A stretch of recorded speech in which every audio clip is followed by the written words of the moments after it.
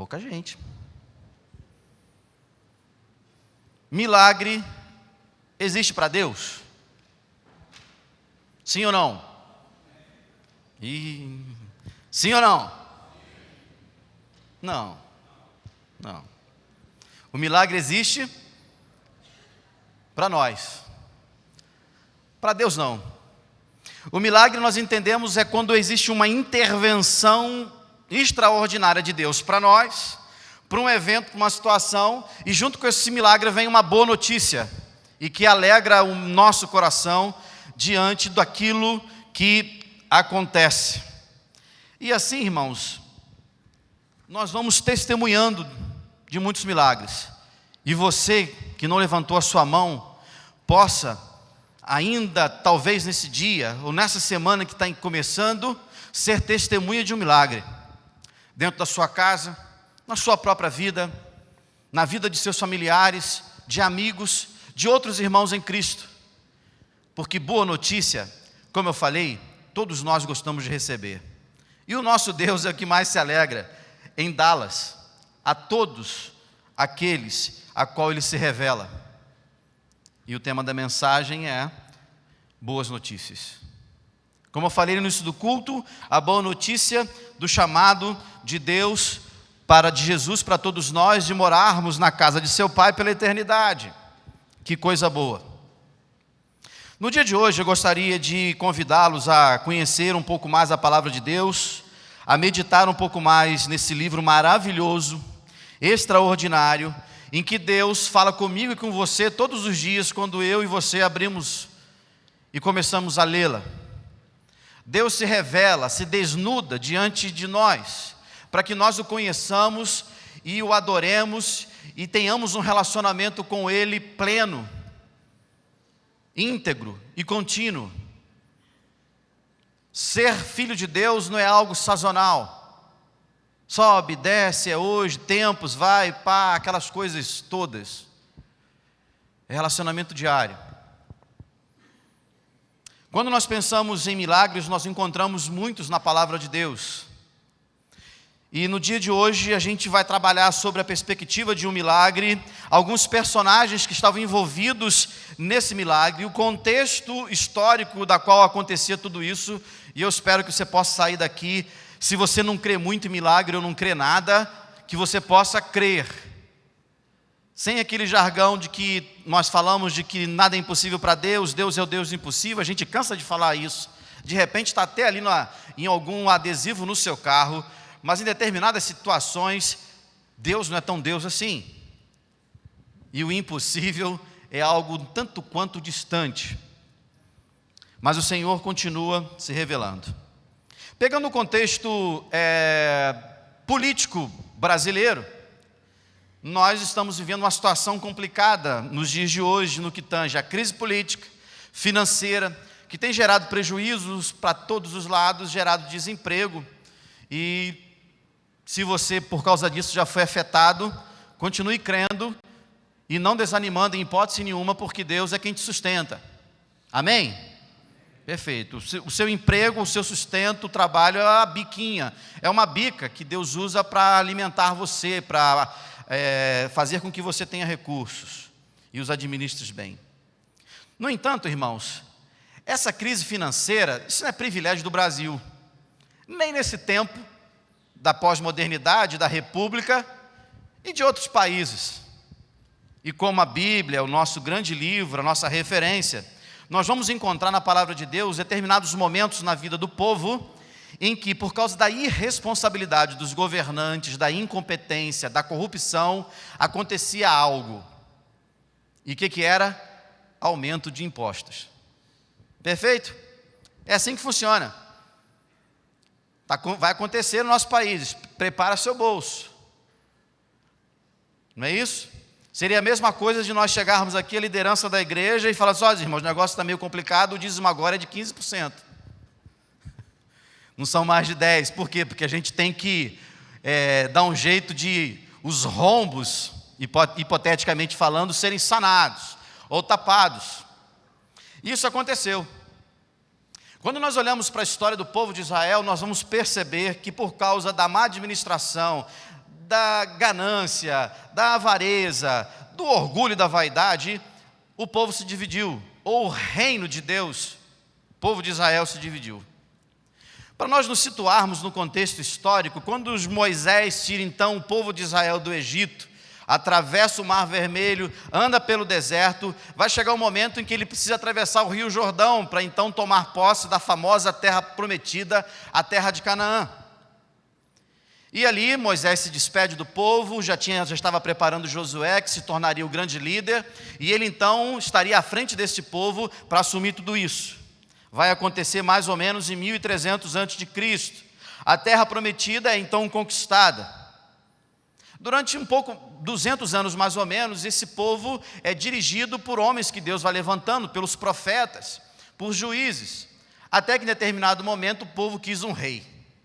O povo queria alguém que liderasse nas guerras, o povo queria que alguém fosse à frente, mas Deus sempre levantou pessoas para isso. E ia com esse povo dando sempre, irmãos, sempre vitória. Então Saul foi escolhido o primeiro rei, lá por volta do ano 1100. 40 anos depois veio o grande Davi, 40 anos depois Salomão. Salomão reinou também 40 anos, e o seu filho Roboão vai assumir em 931 a.C. E naquele momento um jovem rei, que não aprendeu nada com o que tinha visto na história, ele, em vez de ouvir o povo, e o povo estava cansado de pagar os altos impostos colocados por Salomão para sustentar a estrutura governamental e monárquica, sem contar a construção do templo, que levou 7 anos e com certeza consumiu muito dinheiro, ou pelo menos muito trabalho. Eles então foram argumentar com o novo rei que aliviasse os impostos. Então Roboão se aconselhou com os seus anciãos e eles disseram: faça isso. Mas ele não gostou muito da ideia. E foi procurar ajuda aos seus conselheiros mais jovens e eles disseram assim: aumenta esse troço aí, arrebenta esse povo. E naquele momento, o povo de Israel se divide em 2 nações, vou usar essa expressão: Reino do Norte, Reino do Sul. 10 tribos foram para Israel, ficaram em Samaria, 2 tribos em Judá, então Jerusalém. E essas 2 nações separadas, ou mesma nação separada, em Israel teve 5 dinastias, 19 reis, irmãos, que fizeram tudo que era mal aos olhos do Senhor. Não teve um rei bom no reino de Israel. Nenhum. 19 reis. 7 foram assassinados, 1 se suicidou, 1 foi deposto e 1 Deus matou. Durou então 210 anos mais ou menos esse reino do norte.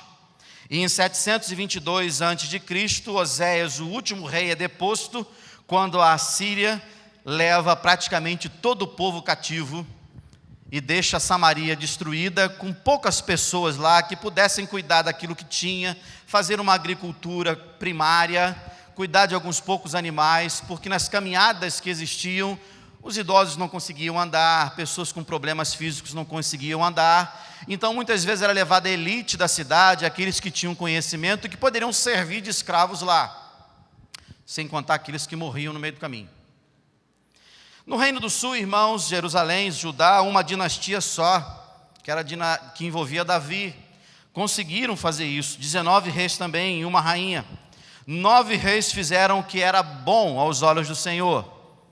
Outros 10 não fizeram o que era bom aos olhos do Senhor. 5 foram assassinados, 2 feridos por Deus, 3 exilados. O Reino do Sul durou mais, 345 anos. E ele então foi restaurado por Ciro, que era um rei persa, que Deus usou para restaurar o povo e o templo de Jerusalém, e ali começar uma nova história, envolve Neemias, envolve Esdras nessa caminhada. Contexto histórico. Por causa disso, irmãos, nos tempos de Jesus, como até os dias de hoje, samaritanos e judeus não se dão, não se falam. E no domingo passado à noite, quando o pastor pregava sobre os 10 leprosos, o que voltou era um samaritano, o único que voltou. E nós encontramos Jesus na parábola do bom samaritano, nós encontramos o diácono Filipe pregando em Samaria, e Jesus com a mulher samaritana em João 4, nós vamos perceber que Jesus é aquele que está trazendo para próximo de si e unindo este povo que lá atrás, por causa do pecado, da desobediência, se separou. Para os irmãos terem uma noção, os samaritanos existem até hoje, eles são tão ortodoxos, irmãos, que a população samaritana lá em Israel não passa de 700 pessoas. Eles têm problemas com questões sanguíneas, porque são todos parentes, e não permite casamento com outro. Eles creem no Deus Todo-Poderoso, eles creem em Moisés, eles só acreditam no Pentateuco, que são os 5 primeiros livros da Bíblia, eles só adoram o Senhor no Monte Gerizim, naquele diálogo de João 4 de Jesus com a samaritana. E ali Samaria e os judeus, samaritanos e judeus tinham essa dificuldade. Esse, irmãos, é um pano de fundo, é um contexto histórico que nós temos, que é herança para nós, que por mais que você não vai guardar alguns números que eu dei para você, mas aos poucos você vai construindo na sua mente o entendimento das ações de Deus na vida do seu povo, que automaticamente vem até nós, em Jesus. Jesus, então, irmãos, fazia tudo de forma muito perfeita, porque era Deus e tinha condições de fazer isso. Nesse dia, nesse tempo em que o nosso país vive algumas dificuldades, e como eu falei, se parece com algumas dificuldades da palavra de Deus, dos reinos, o que eu e você podemos fazer? Assistir o circo pegar fogo? Fazer os nossos protestos, as nossas denúncias? Até que nível nós podemos fazê-lo diante da nossa dupla cidadania? E a partir disso, eu gostaria de convidar você a abrir a sua Bíblia em 2 Reis. Ou o seu smartphone, ou o telão aí. Galera, 2 Reis, capítulo 6.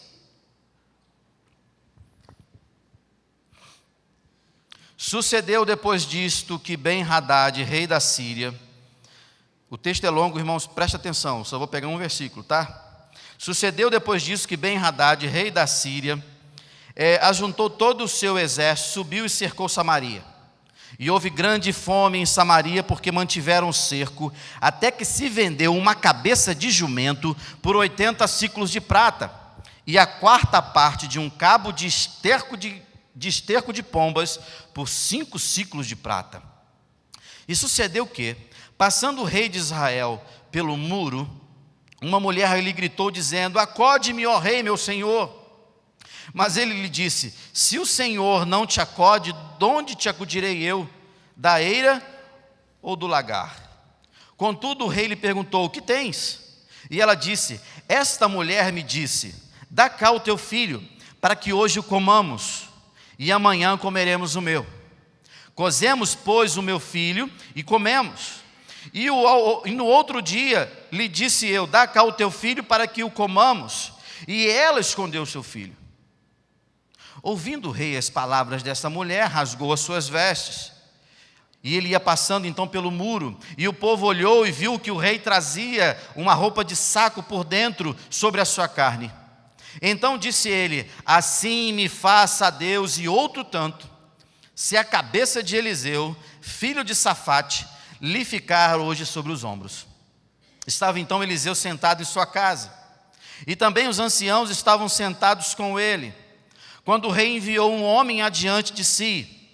Mas antes que o mensageiro chegasse a Eliseu, disse este aos anciãos: vedes como esse filho de homicida mandou tirar minha cabeça? Olhai quando vier o mensageiro, fechai a porta e empurrai-o para fora com a porta. Porventura não vem após ele o ruído dos pés do meu senhor? Quando Eliseu ainda estava falando com eles, eis que o mensageiro desceu a ele e disse: eis que este mal vem do Senhor, por que, pois, esperaria eu mais pelo Senhor? Vamos para o capítulo 7. Então disse Eliseu: ouvi a palavra do Senhor, assim diz o Senhor. Amanhã, por essas mesmas horas, haverá uma medida de farinha por um ciclo, e 2 medidas de cevada por um ciclo à porta de Samaria. Porém o capitão, em cujo braço o rei se apoiava, respondeu ao homem de Deus e disse: ainda que o Senhor fizesse janelas do céu, poderia isso suceder? Disse Eliseu: eis que o verás com os teus olhos, porém não comerás. Ora, 4 homens leprosos estavam à porta da cidade, e disseram uns aos outros: para que ficamos nós sentados aqui até morrermos? Se dissermos: entremos na cidade, há fome na cidade, e morreremos ali. Se ficarmos sentados aqui, também morreremos. Vamo-nos, pois, agora e passemos para o arraial dos sírios. Se eles nos deixarem viver, viveremos. E se nos matarem, tão somente morreremos. Levantaram-se, pois, ao crepúsculo, para irem ao arraial dos sírios. E chegando eles à entrada do arraial, eis que não havia ninguém lá, porque o Senhor fizera ouvir no arraial dos sírios um ruído de carros e de cavalos, como de um grande exército, de maneira que disseram uns aos outros: eis que o rei de Israel alugou contra nós os reis dos heteus e os reis dos egípcios para virem sobre nós. Pelo que se levantaram e fugiram ao crepúsculo, deixaram as suas tendas, os seus cavalos, os seus jumentos, isto é, o arraial tal como estava, e fugiram para salvarem as suas vidas. Chegando, pois, esses leprosos à entrada do arraial, entraram numa tenda, comeram e beberam, e tomando ali prata, ouros e vestidos, foram e os esconderam. Depois voltaram, entraram em outra tenda, e dali também tomaram alguma coisa e esconderam. Então disseram uns aos outros: não fazemos bem. Este dia é dia de boas novas, e nós nos calamos.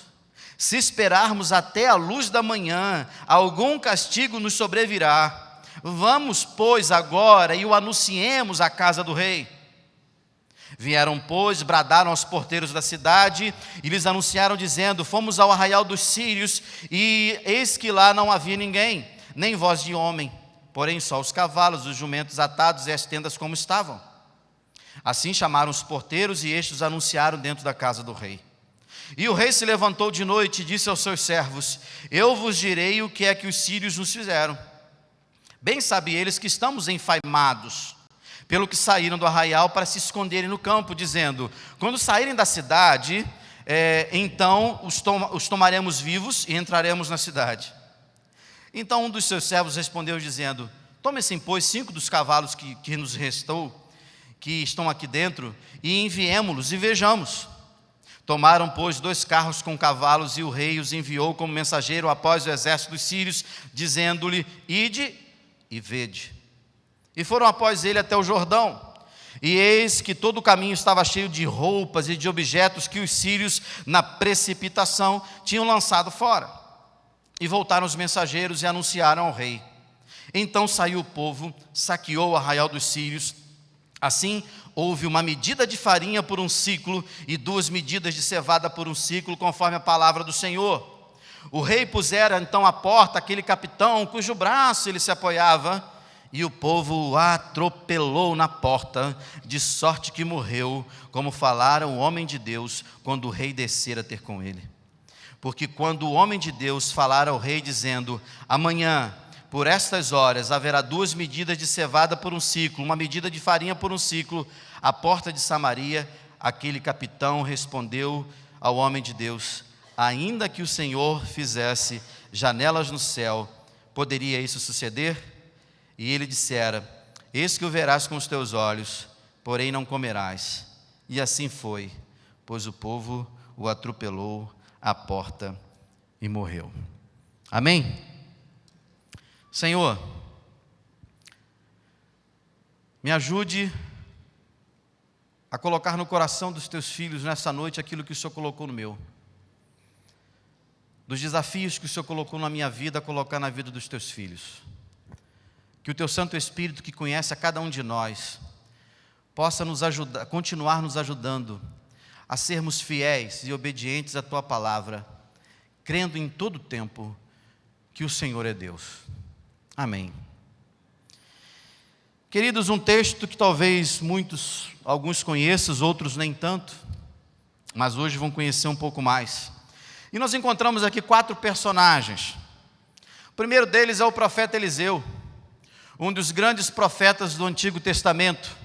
Foi discípulo e companheiro de Elias, também outro poderoso, não poderoso por si mesmo, mas poderoso em palavras, porque Deus falava através de sua boca.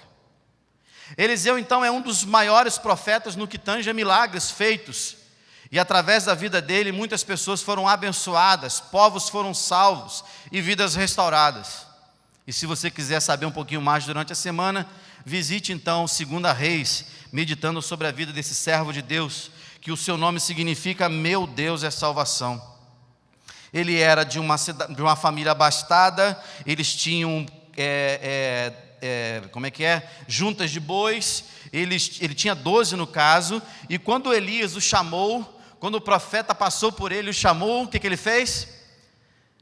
Ele pegou as suas juntas, fez uma fogueira, pegou os seus bois, sacrificou o Senhor, despediu da sua família e foi seguir a sua vocação profética. Esse homem então faz com que o nome de Deus seja honrado e conhecido naquele tempo. O outro personagem aqui é o rei de Israel, chamado Jorão. Jorão nada mais é do que filho de Acabe e Jezabel, 2 pestes, 2 demônios, 2 pessoas extremamente malévolas, ocultistas, que invocavam o demônio, mas quebraram a cara com o profeta Elias, que com toda a coragem e obediência ao Senhor, os enfrentou de forma firme e constante. Jorão reinou 12 anos, fez o que era mal aos olhos do Senhor, e foi assassinado por Gel, que era outro que depois assumiu, e a história, irmãos, continua. Temos um personagem aqui sem nome, chamado então de capitão. Era o capitão de parte do exército de Jorão, era aquele que ia junto do rei, e a gente percebe no texto que o rei estava apoiando a sua mão no braço dele, naquele momento que eles vão até a casa de Eliseu. Aqui, irmãos, ele representa a figura do tolo, do nécio, do zombador, do incrédulo, aquele que viu o milagre, mas não aproveitou do milagre. Aquele que foi testemunha e talvez numa fração de segundos ele tenha percebido: que tolo eu sou, que bobão eu sou, que não acreditei no Filho de Deus, no profeta de Deus. E, em quarto lugar, nós temos ali leprosos, anônimos, também não sabemos os seus nomes, sabemos que eles tinham uma doença de pele, uma doença degenerativa, uma doença que produzia uma vida marginal. O pastor falou bem sobre isso aqui no domingo passado à noite, mas se você não veio, era uma doença que era considerada imunda, porque ninguém sabia a causa dela. Então, por questões sanitárias, esses leprosos moravam em cidades refúgio. Então tinha uma comunidade de leprosos, eles viviam da agricultura e também pediam esmolas, porque muitas vezes a lepra destruía os membros, não é isso? As mãos, os pés. E esses 4 leprosos, doentes, marginalizados, no entanto corajosos e generosos, são personagens improváveis num grande milagre. Aleluia. Deus não divide a sua glória com ninguém. Deus conduz, pastoreia o mundo com mãos firmes, amorosas, santas, generosas e justas.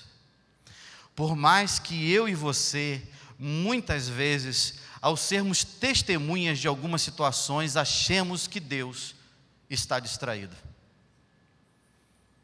Muitos de vocês talvez tenham perguntado: como Deus permitiu que aquele menininho de 3 anos que vinha lá com a família de refugiados da Síria para a Europa morresse. Aquela foto chocou o mundo, mas ao mesmo tempo aquela foto era profética, de denúncia, irmãos, de como este mundo está indo, de como este mundo está sendo conduzido por homens e mulheres que estão na liderança de suas nações, mas que não temem ao Senhor. Assim como Jorão, assim como todos os reis de Israel, assim como tantos governantes na história desse país e na história do mundo, que não amam a Deus, não conhecem o Senhor e fazem com que suas vidas sejam um instrumento de destruição.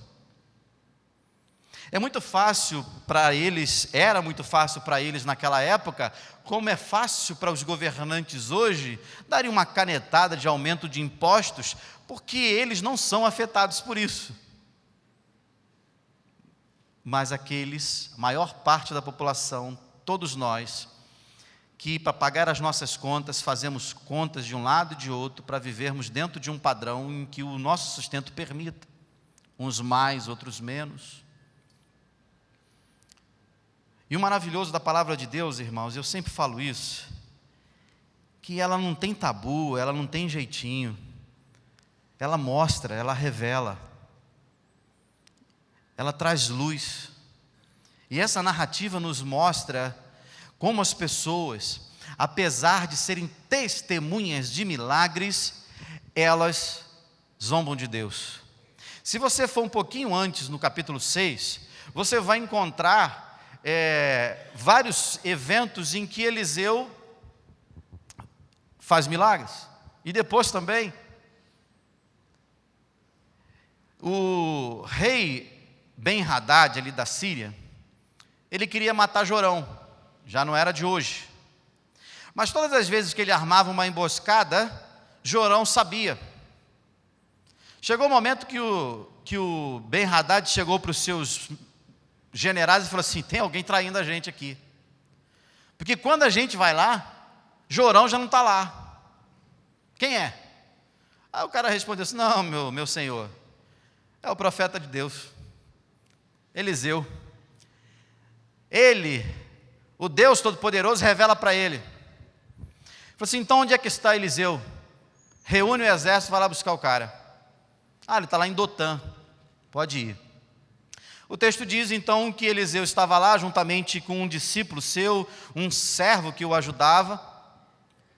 Em determinado momento, ao amanhecer, creio eu, pela narrativa do texto, quando ele saiu dali da cabana, do lugar que eles estavam, e quando ele olhou, ele viu que a cidade estava toda cercada por soldados, cavalos e carros do rei da Síria. Desesperado, ele disse: ah, meu senhor, estamos cercados, hoje a gente morre, perdeu. Eliseu então faz o seguinte: Senhor, abre os olhos desse menino,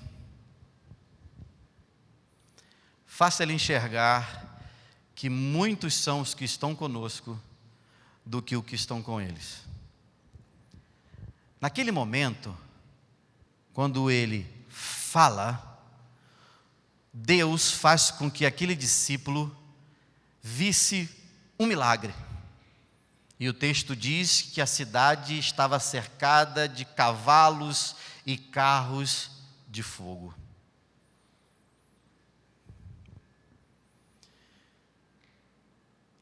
Orou o seguinte: Senhor, cega eles. Os levou até Israel. Jorão, ó Jorão, trouxe esses caras aqui, eles queriam te matar, o Senhor os cegou. E aí ele orou de novo: Senhor, abre os olhos deles. E eles viram que estavam no arraial dos israelitas. E Jorão então queria matá-los. E o profeta falou: como tu vais matá-los?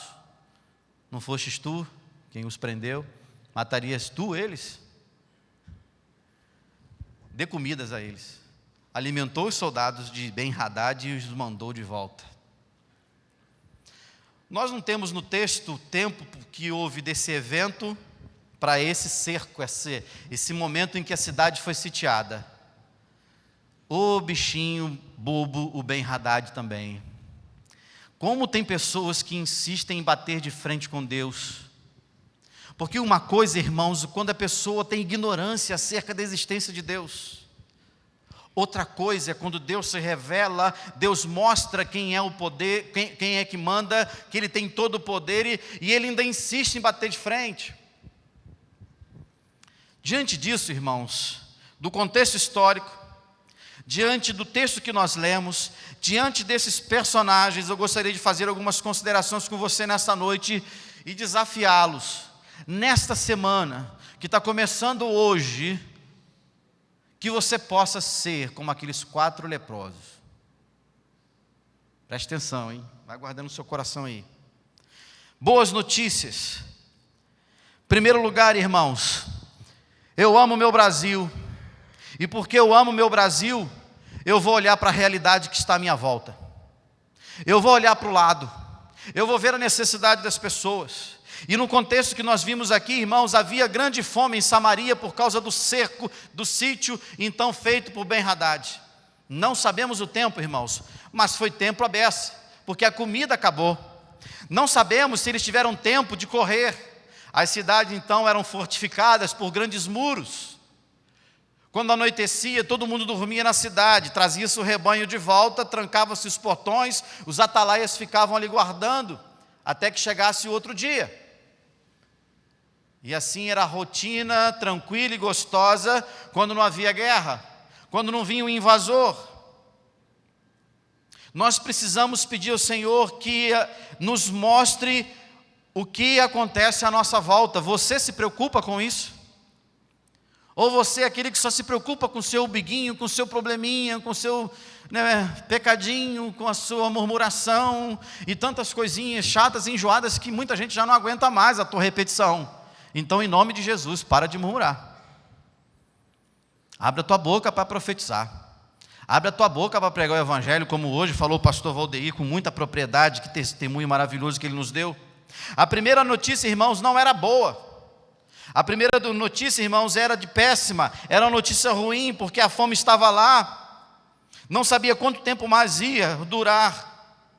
E o nível chegou tão grande na Bolsa de Valores, no comércio, que a cabeça de um jumento, irmãos, valia 80 ciclos de prata. Mais ou menos, irmãos, quase 1 quilo de prata. Se 1 quilo de prata, se cada grama da prata custasse R$1, 1 quilo seria R$1.000, perfeito? A conta está certa? Mas é muito mais. Agora você imagina a cabeça de um jumento que ninguém comia, porque era imundo, estava valendo 1.000 pratas, vamos falar assim? As pessoas estavam pagando pela cabeça de um jumento. Tinha gente que tinha dinheiro para pagar e não tinha cabeça de jumento para vender. Mas alguém ainda ganhava dinheiro mesmo na desgraça. É impressionante como sempre tem urubus e carniceiros em todos os lugares, que o diga nesse mundo então que nós vivemos. Aqui vai dizer também, irmãos, que eles compravam esterco de pombo, que valia 5 peças de prata. Menos de meio litro de esterco de pombo valia 5 gramas de prata.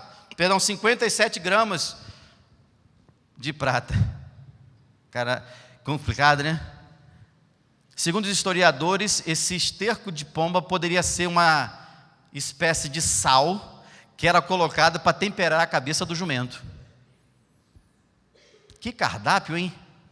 Será que algum restaurante exótico existe por aí? Alguns outros, Flávio Josefo diz que no primeiro século que seria então uma espécie de tempero, um sal, para que a carne de jumento pudesse ser mais saborosa. Outros vão dizer que ela servia de combustível para alguma coisa. Independente disso, irmãos, pagava-se por isso. Não havia mais comida, só fome e desespero. A situação era tão crítica, tão severa e tão aguda, que a gente vê na palavra de Deus canibalismo. Quando mães, no desespero, ia comer os seus próprios filhos, que já deveriam estar em pele e osso, à beira da morte. E nós vimos um diálogo horrível, tremendamente horrível, de duas mães que dizem uma para a outra: hoje a gente come o seu filho e amanhã o meu. É nesse momento, então, irmãos, que a gente vê, queridos, como a situação estava crítica, estava difícil naquele lugar. E diante dessas situações de desespero, de angústia, de desgraça, eu e você nos preocupamos verdadeiramente, ou só nos emocionamos em alguns momentos quando vemos algumas reportagens, como aquela, não é isso que aconteceu há 2 semanas atrás, daquele homem lá na Praça da Sé, armado, que sequestrou aquela jovem, e vem um morador de rua, um senhor de 61 anos, e ele vai, se atraca com o cara dá 2 tiros nele, ele morre, o cidadão é metralhado pela polícia. Irmãos, todo mundo perdeu ali, nós também. Todas as vezes que eu e você testemunhamos essas coisas, nós nos desumanizamos. A humanidade vai perdendo a sua essência de existência diante de tanta maldade. Naquele momento, irmãos, essas coisas eram tão ruins, mas que estavam sendo observadas pelo Senhor, porque Deus nunca deixou passar nada em branco. E essas coisas continuam acontecendo em lugares que muitas vezes eu e você não temos nenhum conhecimento. E aí, irmãos, diante do contexto de notícias ruins, de coisas terríveis, nós precisamos levar as boas notícias. E a segunda consideração é que nós temos que manter a nossa fé. Interessante que quando o problema acontece, a gente tem que arrumar culpados. Isso acontece na sua casa? Acontece na minha. Acontece alguma coisinha ali, a gente busca os culpados. Às vezes quem fez a coisa ali procura jogar a responsabilidade para outro. E assim caminha a humanidade, a culpa é minha, eu boto em quem eu quiser. Naquele momento então, a cabeça de Eliseu ficou a prêmio. Porque Jorão, que era o rei, e tudo que estava acontecendo era por culpa dele, por ele não amar o Senhor, por ele não ser obediente a Deus, e o povo padecia por causa dele, ele então falou o seguinte: olha, só pode ser o profeta de Deus, só pode ser esse Deus que diz que é Deus e permite que essas coisas terríveis aconteçam ao ponto dos meus olhos verem 2 mães brigando para cozer os seus filhos. Nossa, que rei preocupado! Em nenhum momento, por mais que ele rasgasse as suas vestes, nós lemos aqui, com um sinal de arrependimento, naquele momento ele estava entristecido ou talvez escandalizado com o evento, mas ele não pensou assim: vou lá na casa do homem de Deus, na casa do profeta, e vou me prostrar diante do Altíssimo, pedir perdão pelos meus pecados, pedir perdão pelo pecado do meu povo, para que Deus amenize a nossa dor. Foi isso? Não. Que Deus me faça mais ainda se hoje a cabeça de Eliseu não sair dos seus ombros. Irmãos, como tem gente que fala besteira. Como tem pessoas que falam coisas que não tem noção do que está acontecendo, não tem noção daquilo que fala. E ele então vai na casa de Eliseu, o profeta, para tentar matá-lo, achando que ao vingar o seu povo matando o profeta, ele poderia resolver os problemas. E ele foi com raiva, ele foi com ódio, mas só que antes que ele fosse com o milho, Deus já voltava com fubá. Não é esse o ditado? É, milho e fubá. Deus sempre volta com fubá, irmãos. Deus sempre está pronto para tudo. O problema é que eu e você que queremos mudar o modus operandi desse negócio. O Senhor então avisou para ele. Ele se manteve, sem meus irmãos, na sua palavra, e já disse: lá vem ele, filho de homicida. Quem era o pai de Jorão? Acabe. Mãe de Jorão? Jezabel. Assassinos, homicidas.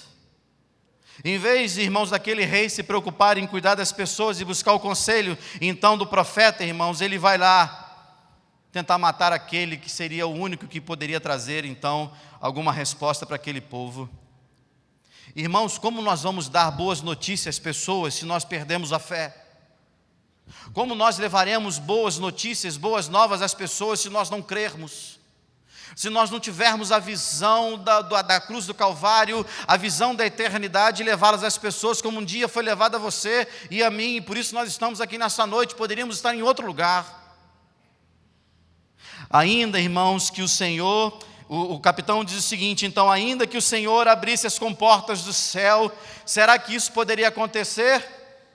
Quando o profeta Eliseu então diz, olha só, fica tranquilo que amanhã, nessa mesma hora, vai ter liquidação. Vai ter a maior liquidação de comida que você vai ver. Vai cair o preço, a cotação vai diminuir. E o tolo responde dessa forma, mesmo que o Senhor abrisse os céus. Não tinha visão nenhuma, não tinha fé, não conhecia Deus, não conhecia o Senhor Deus Todo-Poderoso, e pelo jeito não conhecia o profeta Eliseu. Queridos, se nós, no exercício da vida cristã, não crermos verdadeiramente, nós muitas vezes seremos tolos, iguais a esse capitão. De quando chegarmos diante de algumas situações, nós seremos céticos e incrédulos, por mais que muitas vezes de nossas bocas surjam palavras de fé. Porque o discurso ele é muito bom em todo tempo, e eu e você somos bons nisso. Nós, os crentes, somos bons nisso. E esse capitão, sem fé, sem visão, sem entendimento, não consegue perceber, e aquela profecia do profeta Eliseu, de que uma medida de farinha por um ciclo, 2 medidas de cevada por um ciclo, a porta de Samaria, a palavra do profeta era a palavra de esperança. A palavra de Deus é sempre de esperança para as pessoas, como nesta noite nós estamos falando sobre boas notícias. A palavra de Jesus sempre era a palavra de esperança, por mais que ele falasse do inferno, ele falava do céu. Por mais que ele falasse do pecado, ele falava de perdão. E dentro dessa perspectiva, irmãos, na palavra que saiu da boca do homem de Deus, nós precisamos crer diante daquilo que sai da boca do Senhor, nesta palavra. Será que eu e você cremos verdadeiramente nisso, ou vivemos num mundo de mitos? Como diz Atos 9, quando o apóstolo Pedro, indo para Jope, ele encontra com um homem chamado Enéas, que há 8 anos estava paralítico, estava na cama, e ele diz assim, Enéas, Jesus Cristo te dá saúde, levanta, toma a tua cama e anda. Será que isso é mito, irmãos? Porque a Bíblia não diz em lugar nenhum que a igreja primitiva era privilegiada, ou que existia um tempo diferente lá. Não existe. E fica um desafio para um debate bíblico, se você quiser. Ou nós cremos na palavra de Deus, ou nós cremos na palavra dos profetas de Deus, ou nós cremos naquilo que Jesus fala, ou nós não veremos a glória do Senhor, porque, irmãos, a fidelidade e a obediência caminham juntas. E naquele momento, ele traz uma palavra de esperança. Em terceiro lugar, irmãos, diante da boa notícia, creia no impossível. Isso não é papo de pastor pentecostal, dessas campanhas michuruca que esses caras fazem, não. De 7 toneladas de sal grosso, passa em cima do sal grosso, que você vai não sei o que lá, que vai e vem para cá, compra a Bíblia não sei da onde, e 7 vezes 7, dá R$70, e vai e vem. Meu Deus do céu, coisa de doido. Mas tem um montão de gente, um monte de tolo acreditando nisso. Irmãos, creia no impossível que vem da palavra de Deus. Creia no impossível daquilo que Deus vai falar ao seu coração. Creia no milagre, naquilo que Deus está propondo e fazer na sua vida. E Deus está sempre revelando o que quer para você, hein? Se liga. Não ouve de lado, não. Deus não manda recadinho assim, né? Diz, que não diz, não. Deus fala sempre frente a frente, para você entender, para eu e você entendermos o que é isso. Agora, irmãos, saímos daquele momento de discussões e vamos para um outro momento lá fora.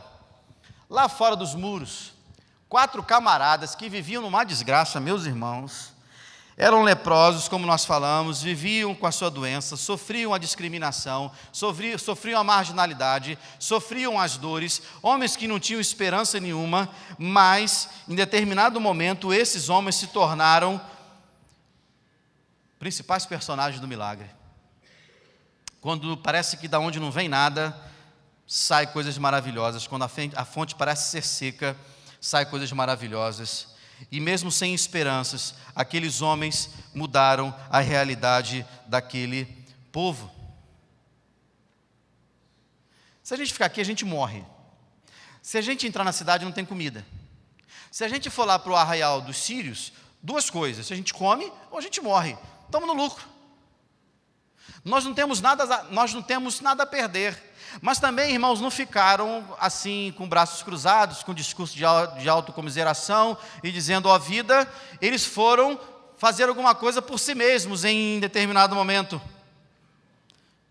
Nós precisamos crer que Deus pode todas as coisas, e o texto nos diz isso.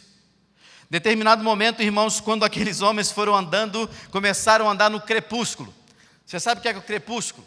O crepúsculo é na hora que o sol, nós não vemos mais o sol no horizonte, ele já desceu ali, a gente só vê a claridade dele, já é um pedacinho muito curto, de minutos, entre o dia que termina e a noite que chega. E crepúsculo não tem nada a ver com esses filmes horríveis, mirabolantes, de vampiro, de lobo, de lobisomem, passado por aí, não tem nada a ver com isso não. Isso aí é Satanás que fica botando coisa na cabeça das pessoas. Mas o texto diz que naquele momento do crepúsculo, quando tudo estava escuro, 8 pés começaram a andar. Mas o Deus é um Deus tão maravilhoso que Ele fez com que 8 pés andassem e lá na frente ouvisse um exército. 4 homens andando, e os sírios então ouviram barulhos de uma tropa, barulho de cavalos, barulho de marcha, achando então que 3 reinos estavam vindo, ou 3 exércitos estavam vindo. Perfeito, como diz o texto.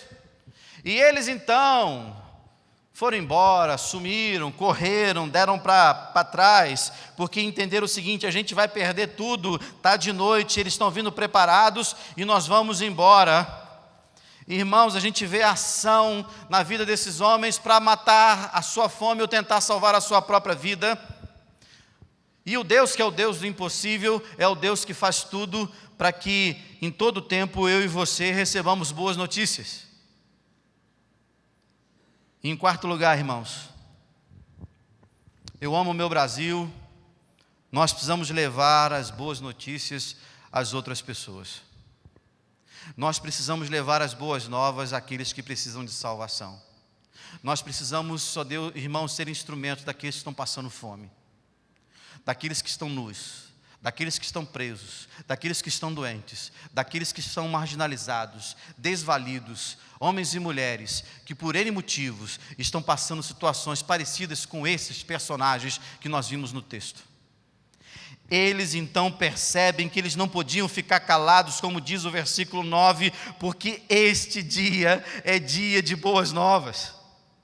Irmãos, eles podiam ter ficado lá, sentado lá, se regalando muito bem, com a barriga cheia, doido para agora tomar um sonrisal, porque eles não aguentavam mais. Vamos comer e beber, porque a gente vai morrer mesmo de alguma maneira. Vamos fazer tudo isso. Ainda esconderam dinheiro, porque se vivessem, eles tinham uma merreca em algum lugar. Poderia falar assim: tomara que morra mesmo esse pessoal que botava a gente para morar em outro lugar. Que se lasque esse povo que discriminava a gente, que cuspia na gente, que dava umas molinhas ruins, moedinha pequena. Podia. Não podia? Podia. No entanto, apesar de eles serem leprosos, das suas vidas não valerem nada, eles sabiam que eles poderiam sofrer, eles poderiam ser amaldiçoados, alguma coisa ruim poderia acontecer com eles se eles não fossem fiéis àquele milagre. Irmãos, isso é maravilhoso.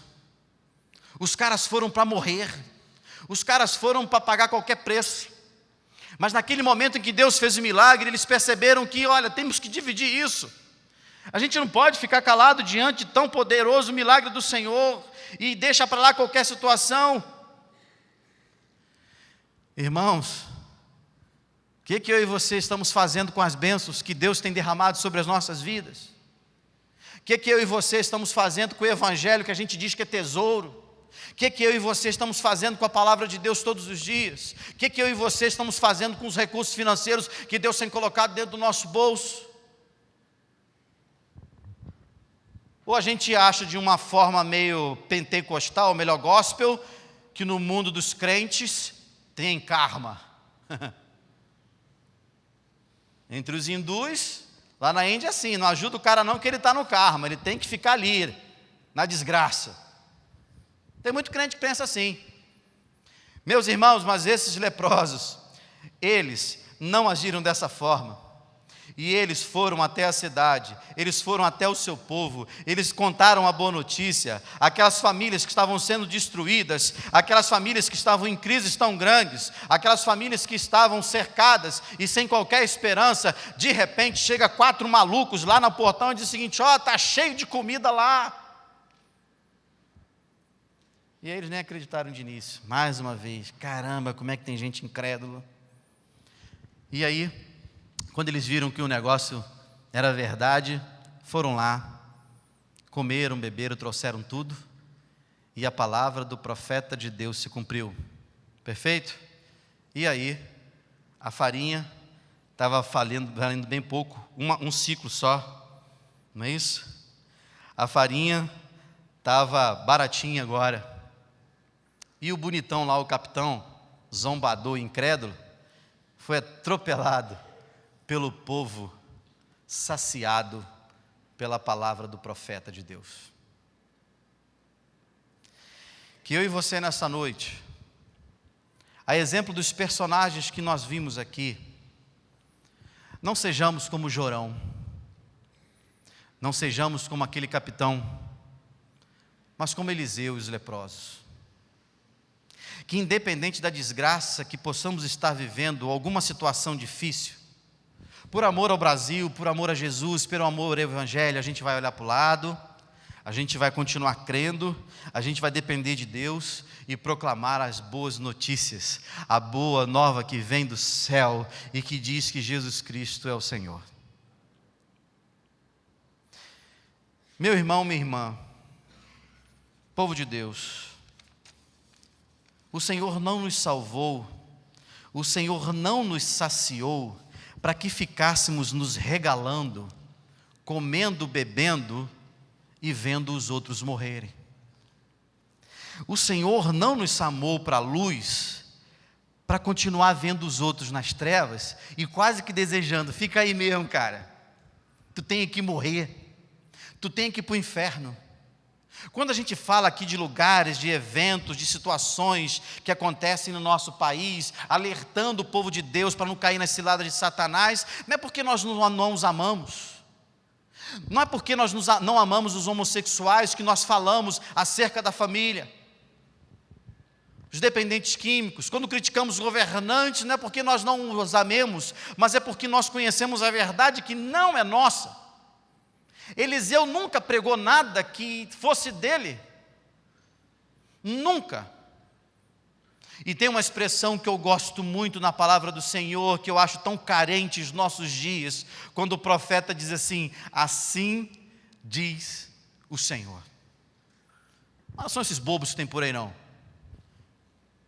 Assim diz o Senhor: sede santos como eu sou santo. Assim diz o Senhor: eu sou o caminho, a verdade e a vida, e ninguém vem ao Pai senão por mim. A igreja precisa, com a mesma autoridade profética do Antigo Testamento, do Novo também, abrir a sua boca com toda a coragem, mesmo que uma pistola esteja na sua cabeça, como hoje o pastor Valdeir, no primeiro culto, ele testemunhou, que ele ficou 1 mês, ele acordava, ou às vezes fazia assim com a cabeça, porque o cara botou tanta pistola na cabeça dele para matá-lo, e não era porque ele queria roubar o pastor não, era para o pastor ir embora, lá do Vale do Amanhecer. Já dizia, irmãos, pastor Martin Luther King Jr., você não precisa fazer uma guerra para ter inimigos, apenas diga o que você pensa. No nosso caso, o que nós cremos. Queria convidar você agora, diante do que o Senhor falou conosco, e eu humildemente como profeta do Senhor, pastor de Deus, pregador dessa palavra, apenas um interlocutor, apenas um arauto do Senhor, o que Deus está falando no seu coração agora? E aí, vamos caminhar junto com o profeta Eliseu, na mesma visão, na mesma fé, na mesma obediência, com a mesma coragem? e pagar o preço se tivermos que pagar? Ou vamos ser como o tolo capitão Zé Mané, que apesar de ter uns galões nos seus ombros e ter um poder sobre os seus exércitos, não conseguiu reconhecer aquele que falava em nome do Altíssimo, que é o Senhor dos Exércitos? E fazemos cara de bobo ou vemos os milagres passarem a nossa cara e a gente fica tão distraído? Podemos ser igual o Jorão, altivo, metido ou qualquer outra coisa, uma pessoa odiosa, uma pessoa que não conhecia a Deus, por mais que Deus se revelasse a ele, e morre mal e não deixa nada de bom, de nenhum legado para a história, e na Bíblia nos relata isso. Ou, como os 4 desconhecidos e anônimos, e o reino de Deus, ele é feito muito mais por anônimos do que por pessoas conhecidas. Nesse momento que nós vamos orar, e depois nós vamos cantar um hino conhecido que cantamos hoje de manhã. Que boa notícia você vai dar essa semana? E aí? Será que a sua boca vai ser boca de um impossível para a vida de alguém? Mas não é falar, irmãos, com irresponsabilidade, não. Não é falar para ficar agradando quem está sofrendo, não. Não é falar com essa falácia, essa retórica esdrúxula e covarde, não. É abrir boca quando Deus manda abrir boca. É ter uma vida de oração que, por mais que ela seja cheia de dificuldades e lutas, você tem um contato com o Senhor todos os dias. É buscar e ir em direção às pessoas, irmãos. E a gente sabe que não é fácil. Então, como é que está teu coração? Ou chegou a notícia triste na sua casa? Você crê que Deus pode mudar esse negócio? Sim ou não? Então vamos viver a semana. Leva essa palavra no seu coração, creia, e espera as notícias chegarem. Precisamos, irmãos, com paciência, com perseverança, com alegria, entendermos que o tempo de Deus é sempre perfeito, que a agenda de Deus é melhor que a nossa. E quando eu e você, no exercício da fé, da obediência, que precisam andar tão juntas, a gente consegue ver aquilo que ninguém vê. A gente consegue ver os carros de fogo, os cavalos de fogo à nossa volta, que ninguém vê, mas que Deus mandou. Hoje pela manhã o pastor Valdeir falou de Eliseu também. Eu até achei que ele ia pregar nesse texto, mas ele falou de quando o machado caiu no rio. Parece um milagre bobo, né? Vou usar essa expressão, bobo, simples, sem sentido. Mas aquele machado que estava à mão de uma pessoa, eles estavam cortando madeira para aumentar lá a casa dos profetas. E ele era emprestado, ele cai lá no fundo de um rio que era barrento.